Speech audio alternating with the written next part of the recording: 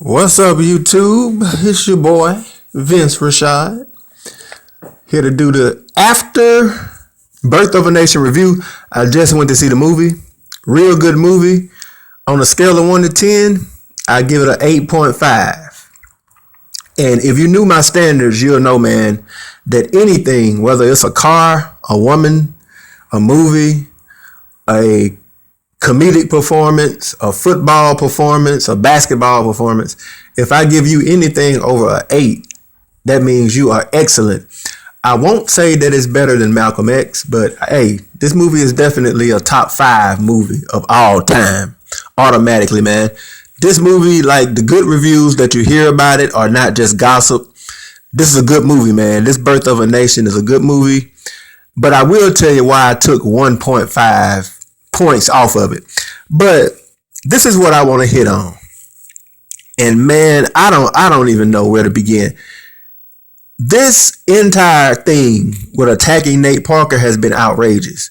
I wonder if any of these pretend wannabe shea butter feminists, these chicken heads that work for the Huffington Post, I wonder if any of these women saw this movie before they wrote these articles trying to tear Nate Parker down.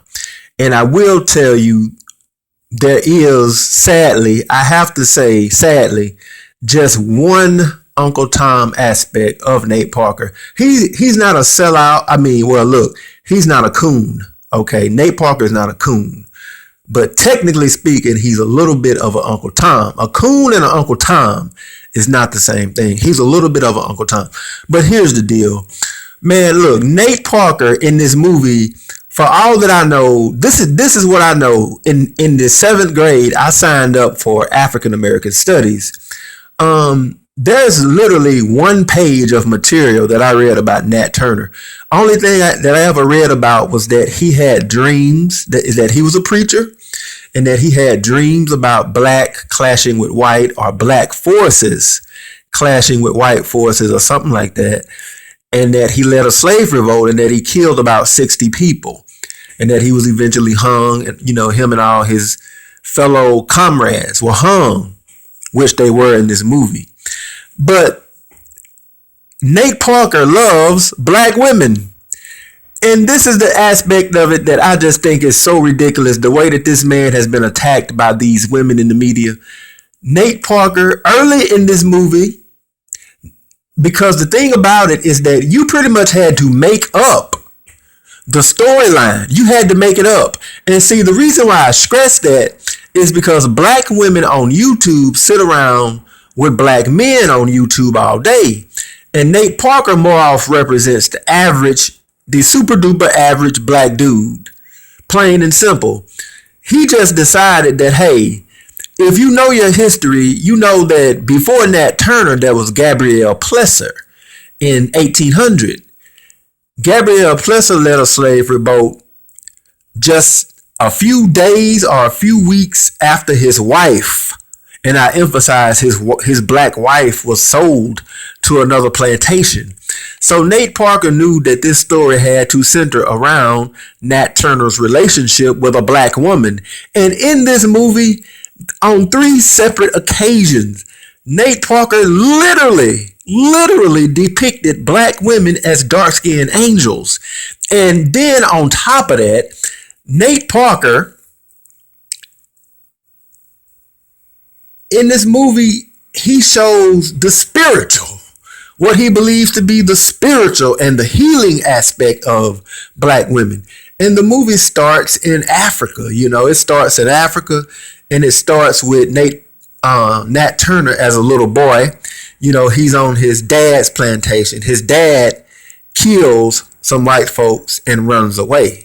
But his dad tells him, you're going to be special. You come from, a great people, you'll be special. You will mean something. And, it starts off like that. About the first 20 minutes or so of the movie is him as a little boy. The little boy who played Ray Charles is the boy who plays Nat Turner now. Young Nat Turner, he's a bit grown up, but, he's still a young brother. But Nate Parker in this movie, he meets the black woman earlier. early in the movie, she's being, dehumanized. She's being sold on an auction block along with another slave. And he looks at her, despite the fact that she's raggedy, ugly, and covered in dirt.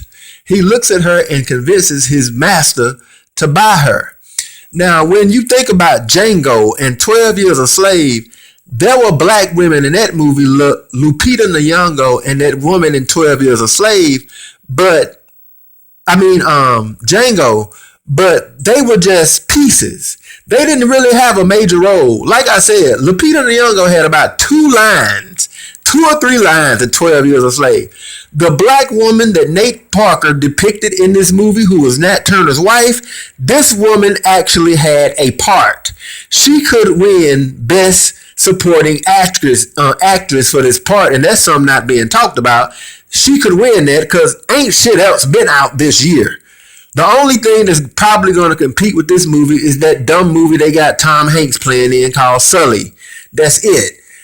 Nate Parker premieres the black woman next to himself in this movie. It's ridiculous. And that's what I talk about.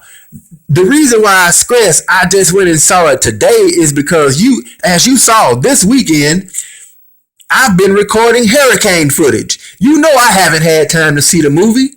And just what I said about, you remember what I said about the invisibilization of black men and how when we do the right thing, Nate Parker, if you're a black woman and you watch this movie, you won't even be thinking to yourself at the end of this movie that the person who made it is married to a Latina. You won't even be thinking that.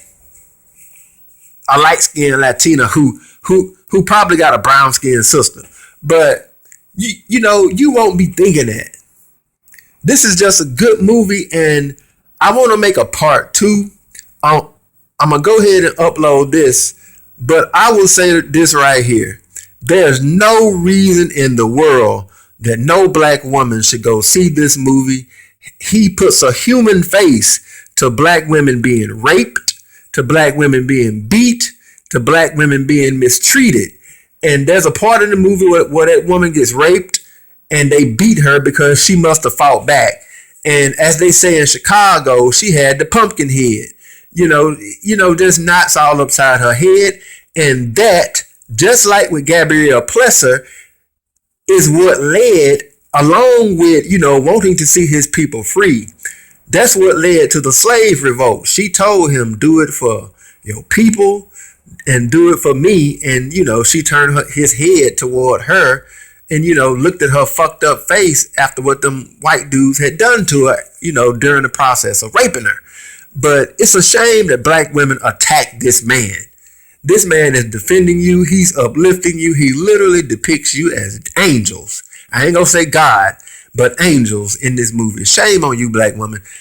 In part 2, I wanted to talk about, the deeper aspect of the movie. Check out part 2. I'm finna upload part 1. It's your boy Vince Rashad. I'm out.